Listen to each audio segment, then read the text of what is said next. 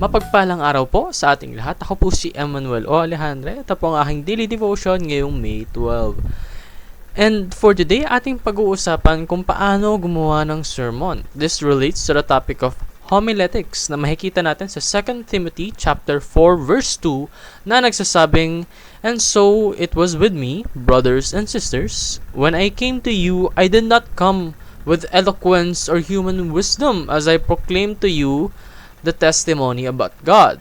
For I resolved to know nothing while I was with you except Jesus Christ and Him crucified." Sa Tagalog, na pinamagatang ang Kristong ipinako sa krus. Mga kapatid, nang ako ay dumating sa inyo, hindi ako dumating na nagpapahayag sa inyo ng patotoo ng Diyos sa pamamagitan ng matatayag na pananalita o karunungan. Sapagkat aking ipinasiyang walang anumang malaman sa gitna ninyo maliban na si Hesukristo at siya na ipinako sa krus. So, when it comes to preaching daw po, it's not about what you know or how good you are in speaking. It's not about style, hyper charisma. Those types of things are irrelevant when it comes to preaching. The only thing that is relevant is telling God's truth and not opinion. Ang mahirap po kasi niyan, let's say you're knowledgeable, no? Matalinong nilalang ka, matalinong tao ka, and you decided to preach. But the preaching that you have done is mixed with your own prejudice and bias. That's not preaching. That's just your own statement, and that's very, very wrong, no? Because sharing the word of God should be only about God, not about yourself, not about your own beliefs, no?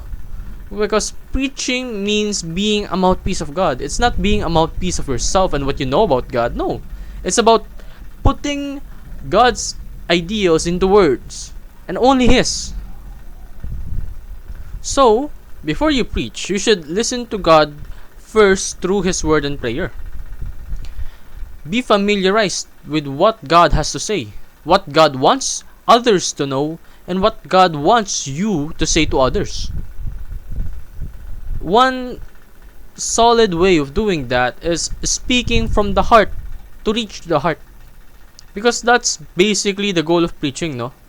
It's to spread the word of God and plant seeds of faith into people's hearts. We can't do that alone.